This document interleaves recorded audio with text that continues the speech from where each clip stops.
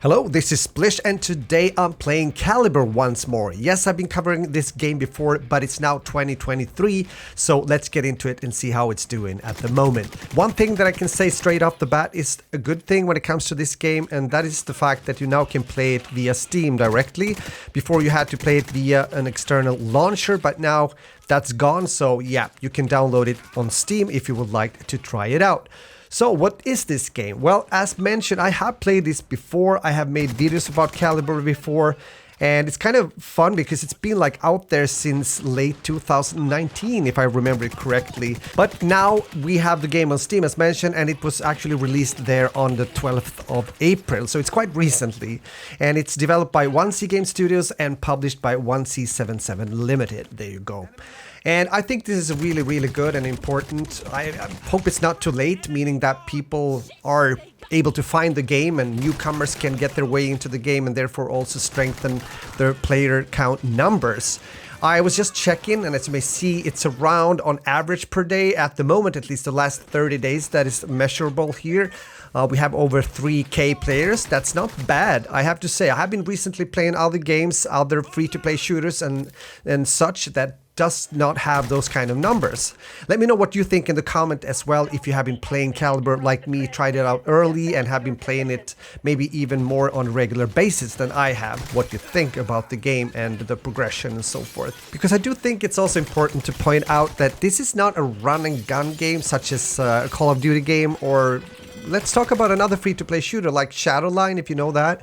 It's like an arcade shooter. Now, this is more towards tactical gameplay, and therefore you have to consider to actually play your role with the team, with your operator.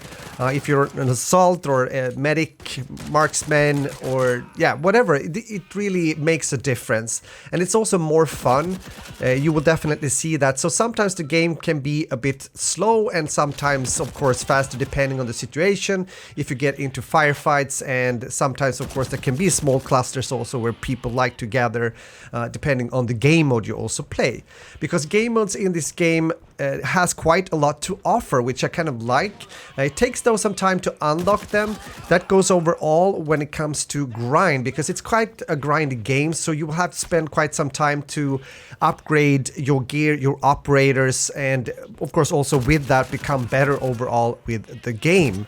But there are again quite some to play and choose from when it comes to both the mix of PvP and PvE elements in this game, in the Caliber game, because it doesn't not only have some game modes to choose from, it also has quite a few when it comes to the classes. I mentioned some classes, and we're talking more than 60 different operators with some unique abilities and equipment. And as mentioned, also the game modes that includes like PvE, PvP, and also PvP, PvE.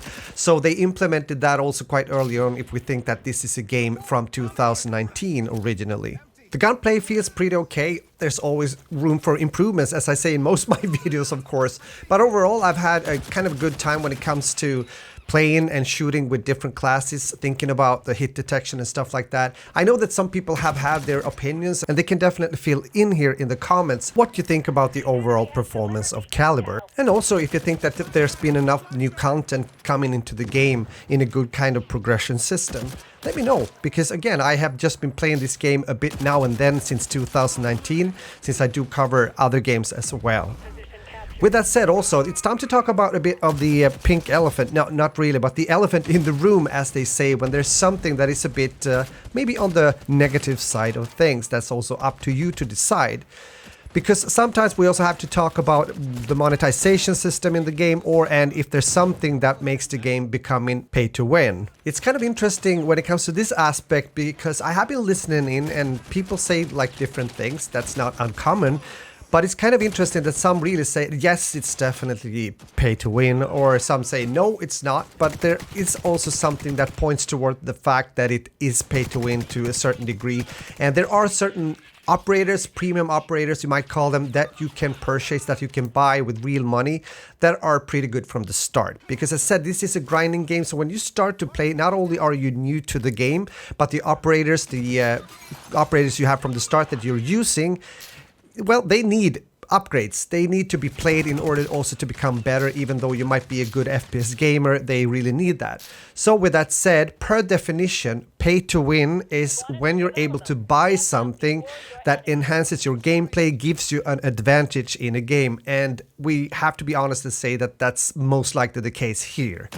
On the other hand, as said, even though you might buy and unlock these premium operators, you still have to play with them and spend some time to upgrade and get them better as well, alongside with your gameplay, of course, but that's another story. And of course, feel free to fill in here as well what you think about that and how strong that kind of pay to win aspect is in Caliber as a whole.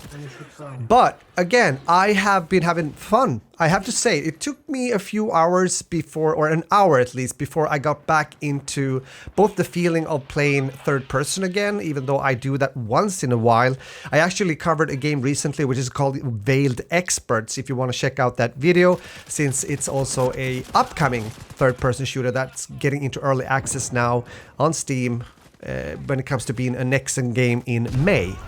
So with that said, yeah, you have to be prepared to spend some time if you're gonna do well in this game and start to understand not only the basics but the whole kind of progression system as well, and what it takes to get your class, meaning your style of playing, your operator up there to be better off when playing against more experienced players. But if you're interested to check out something that might be new for you, a free-to-play third-person tactical shooter that can definitely entertain you for some time and maybe even longer than that, because I see that some guys here have been playing this game quite a few hours and for a very long time.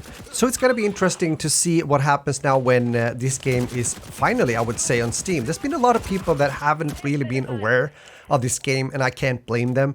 But now it's out there on Steam, you can try it out, and as said earlier in the video, let me know your thoughts in the comments, and thanks a lot for watching. Take care, my friends. Talk to you soon again. Over and out. Later. Enter the penthouse.